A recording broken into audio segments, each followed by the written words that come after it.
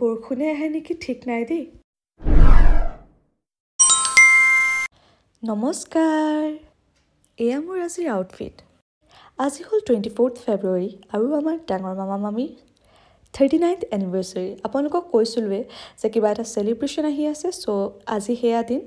মই ইভিনিং ওলাই গ'লোঁ মামাহঁতৰ ঘৰৰ ফালে আৰু আজি আছিল মাঘী পূৰ্ণিমা। ইমান ধুনীয়া চানটো চাওকচোন, ভাল লাগিছে ন দেখি পেলাই। মই আহি গ'লোঁ মামাহঁতৰ ঘৰত।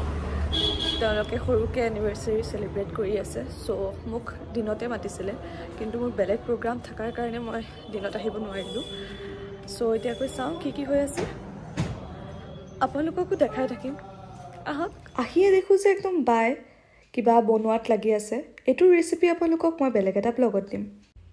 আৰু এয়া বাবুলাল দা, মানে মামাৰ অফিচৰ ষ্টাফ, পংকজ দাদা, অৰ্পিতা আণ্টি আৰু বাবু দাদাই মিলি তেওঁলোকক থেংক ইউ কৰিব না, খালি টাকাই থাকবা।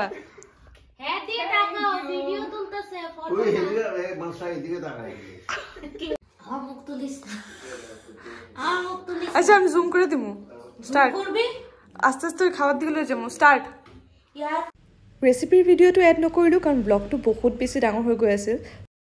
যিহেতু ঘৰতে খোৱাবোৰ বনোৱা হৈ আছিল, চ' ময়ো আহি লাগি গ'লোঁ। তিনিজনীয়ে মিলি সোনকালে হৈ যাব মানে কামখিনি। চ' মই যিমানখিনি পাৰোঁ, মই ইমান এটা এক্সপাৰ্ট নহয় কিটচেনৰ কামত, ষ্টিল যিমানখিনি পাৰোঁ হেল্প কৰি দি আছোঁ।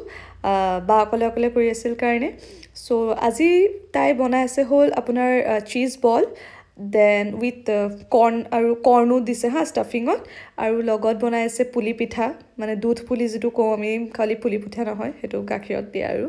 আৰু কিটচেনত মানে কাম কৰাৰ সময়ত এনেকৈ অলপ পিছে হাত ধোৱাৰ হেবিটটো কাৰ আছে? মানে মই কিবা এটা ধৰিলে অলপ পিছতে আকৌ টেপৰ ওচৰত গৈ হাতটো ধুম। মানে এইটো যে মোৰ মায়ে ক'ব আধা পানীটো এইবোৰতে যায়গৈ, যিও নহওক মোৰ এইটো হেবিট আৰু কৈছে। দেখিবলৈ ইমান মানে ইজি, বাট বনাওঁতে অলপখিনি টাইম লাগিছে দেই। এয়া বলছ ৰেডি, তাৰপিছত অলপ টাইম ফ্ৰিজত থলোঁ। মই ভাবিলোঁ মামীৰ পৰা কিবা এটা সুধি লওঁ। আজকে তো তোমার 39th ম্যারেজ অ্যানিভার্সারি, তো তুমি বড় মামার লিগা কি করতে চাও? এতটা বছর মানে কিভাবে কাটাইছো বা তুমি কিরকম ফিল করতেছো?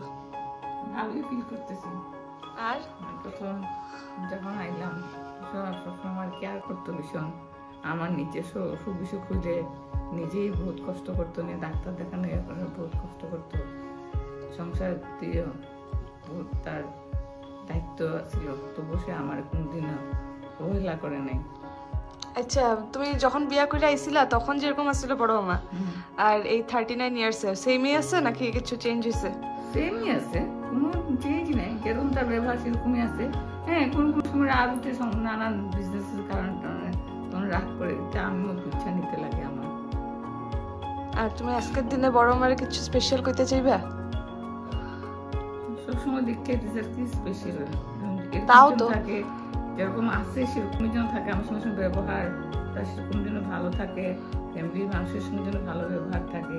আশা করি থাকবো, এতদিন যখন রয়েছে এখন থাকবো, এতটুকুই। আৰু এইফালে আহি চাওঁ যে বলছ আৰু ৰেডি, এতিয়া গৈ আপোনাৰ ফ্ৰাই কৰিব। মই অলপ ৰেষ্ট লৈ লৈছোঁ কাৰণ মোৰ ভাগৰ লাগি আছে যে গোটেই দিন এটাৰ পিছত এটা আছিল। তাৰপিছত ৰেডি হৈ যোৱাৰ পিছত তাই মোক মাতি দিলে, মই প্লেটিং কৰিব লাগি গ'লোঁ, যি মামাই আনিছিলে। চ' সেইবোৰতো লাগি আছোঁ। মামী অসমীয়াত কোৱা নাই, কাৰণটো হ'ল যে অলপ মানে কমফৰ্টেবল নহয়।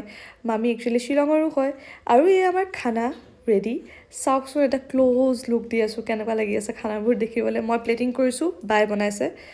আৰু আহি গ'ল আমাৰ আজি এনিভার্সারি সেলিব্রেশন। তুমিও বইবা এখানে।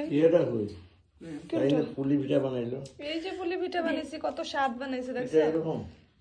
তুমি কই যাও?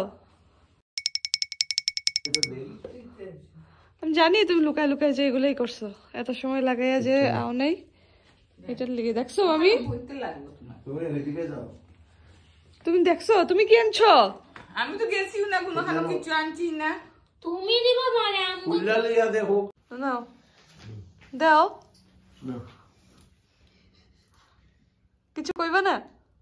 কি কইমু? Happy married university.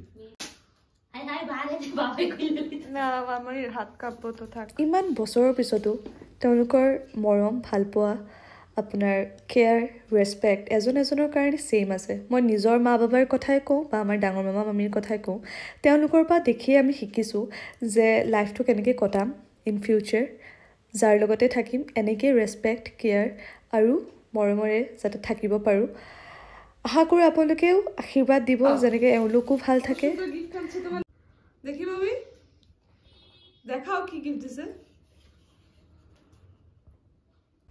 মই যে ফোন ৰাখি গৈছোঁ তেওঁলোকে ক'ব নোৱাৰে হা পিছত গৈ দেখিছে আৰু মই এইখিনি ভিডিঅ' চাই মানে ইমান ভাল লাগিছে নহয় তেওঁলোকে দুজনৰ লগত ইমান ক্ল'জলি কথা পাতি আছিল আৰু আজিৰ আমাৰ ষ্টাৰ লাভলি বাই বনোৱা চিজ বল ইমান টেষ্টি বনাইছিল এতিয়া হ'ল ডাঙৰ মামাৰ পালা 39 years যে পুৰা হ'ল আপোনাৰ কেনেকুৱা লাগি আছে বা ইমান বছৰত মামীৰ লগত কেনেকৈ কটালে সেইটোৰ বিষয়ে কি ক'ব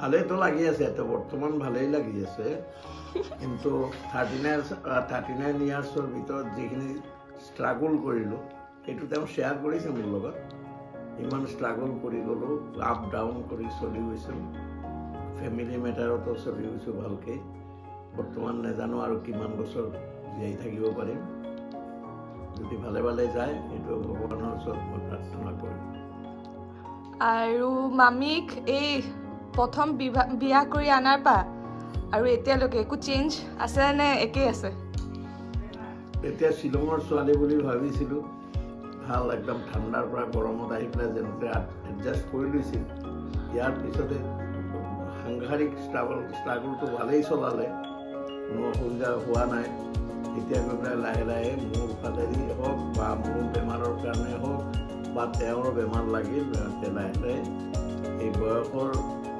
এৰিয়াব পাৰে আৰু নহ'লে কিছুমান মানে কি ক'ম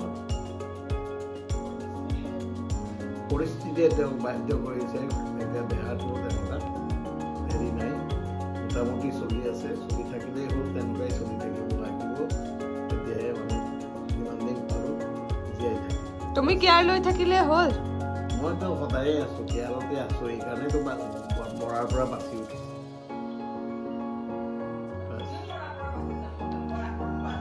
আমি দুজন এজনে বাস থাকো হৈছে কোন আগত যাব কোন ইশরাম ও একলা কথা नहीं যে हमको কর্মঠ মাইয়া বহুত কাম জানে এই যে খাওয়া বানাইছে এই যে বাসনও মাজছে এই যে ফ্রিজে হইলো মানে পার্টি ফুর্টি ঘরে পাতলে আফটার ইফেক্ট এই যে সব বাসন মাজতে থাকো আচ্ছা মই ভাবিছোঁ নেক্সট ব্লগৰ পৰা মই হিন্দীত ক'ম মানে মোৰ আউট অফ আছামো বহুত তেনেকুৱা চিনাকি মানুহ আছে যোনে চাই চ' আপোনালোকে জনাবচোন আপোনালোকৰ মতামতটো আশা কৰোঁ আপোনালোকৰ ভালেই লাগিছে ব্লগটো যদি ভাল লাগিছে then don't forget to like share and subscribe আজিলৈ ইমানে আকৌ লগ পাইছোঁ নতুন এটা ব্লগ লৈ বাই বাই